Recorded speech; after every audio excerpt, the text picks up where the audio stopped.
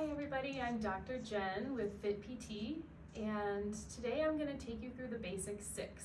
These are exercises that kind of help reset the pelvic floor. So if you've had a lot of chronic pelvic pain, you suffer from some urgency, or endometriosis is one of the main diagnoses that these have been collaborated with. So I'm going to walk you through those exercises and give you some alternative positions that you can do them in so that you have the best comfort for your body. The first exercise is to do big belly breathing. So you're going to lay on your back if you're able. And you want to feel that belly rise with your inhale, a slight stretch out at your pelvic floor, and those ribs expanding laterally, trying to limit how much your chest and neck move with this movement. So big inhale, big exhale. Inhale and fill that abdomen with air.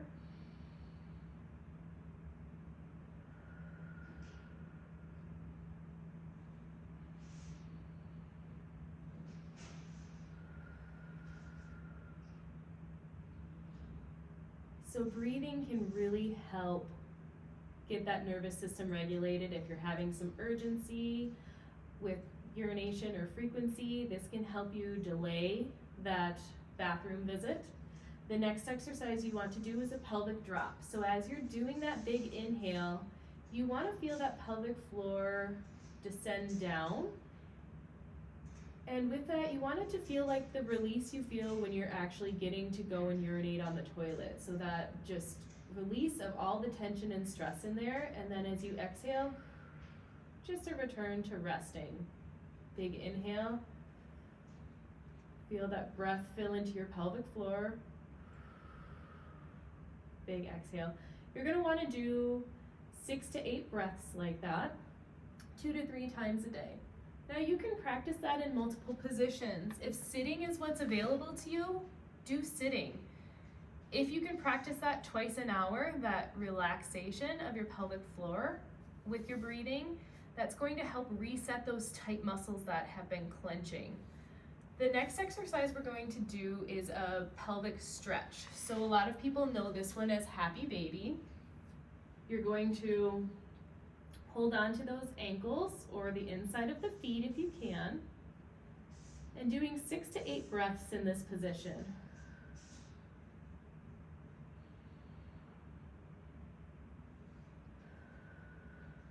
And you're going to feel that stretch in the groin muscles, in between your sit bones, around your pelvis.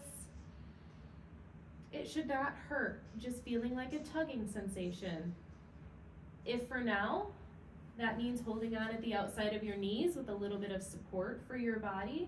Especially if you're a jaw clencher, try not to have your head up and pulling in and really activating all those neck muscles. You want your head and neck relaxed down as you do some of that breath work. You're going to want to do 6 to 8 breaths in that position and doing that 2 to 3 times a day.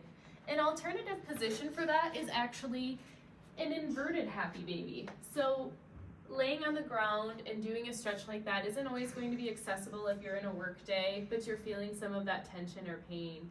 So in that case, what I recommend to people is sitting in a chair, bring your knees apart, and reach down for the ankles this way.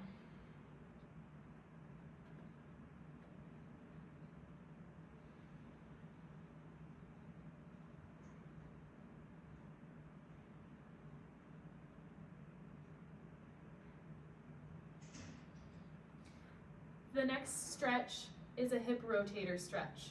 It can be done laying on your back with your leg crossed over, or if sitting is the position that you have access to, I'm going to show you that way first. You're going to cross one leg over the other in the shape of a figure 4, and then you're going to gently lean your body forward with keeping your spine nice and tall. You should feel that in the back of your hip, but it shouldn't feel like a pinching. You're going to hold this for 6 to 8 breaths each side, and you're going to do 2 to 3 of them a day. For the other side, I'm going to show you from the laying down position if you have access to that position. You're going to cross one leg over the other in a figure 4, and then pull your knee on the other side up towards your chest. Try to think about that neck staying relaxed, that jaw staying relaxed. You could always prop this leg up on something like a chair or an exercise ball if you're having a hard time with the relaxation of your upper body.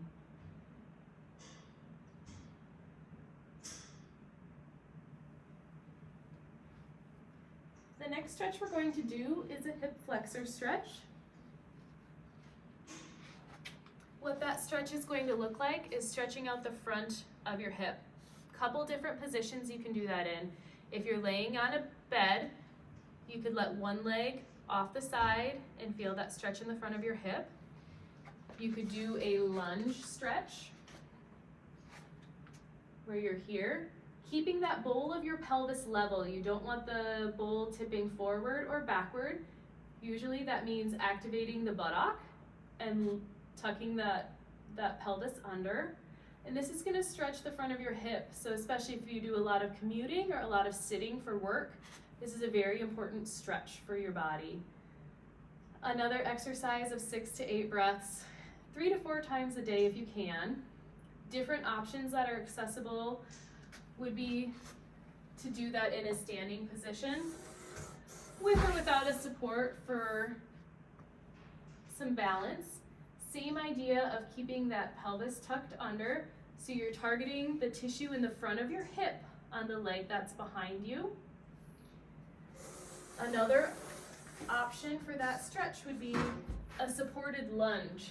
So if you feel like all of your muscles are kicked on for supporting you in balance, you're going to want to try a stretch on a chair without arms, maybe holding onto the back for some support. Stretching one leg behind, but keeping that pelvis tucked under. For me, that means activating the muscle on the back of my hip and holding that stretch there.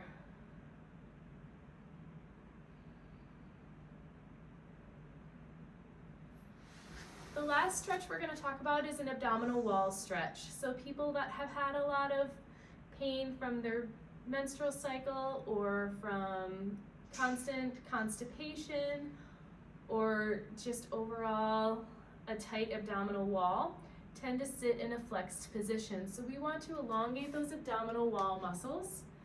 Stretch positions can be tipping that pelvis forward, stretching this way. You want to make sure you're not getting pain in your back. Sometimes that means doing a slight glute activation on those buttocks. 2 to 4 breaths while you're in the stretched position, 2 to 4 times a day.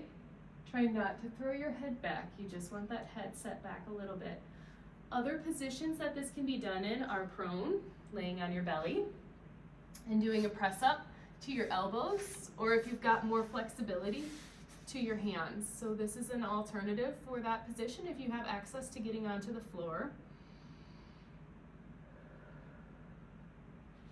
And you can press up into hands.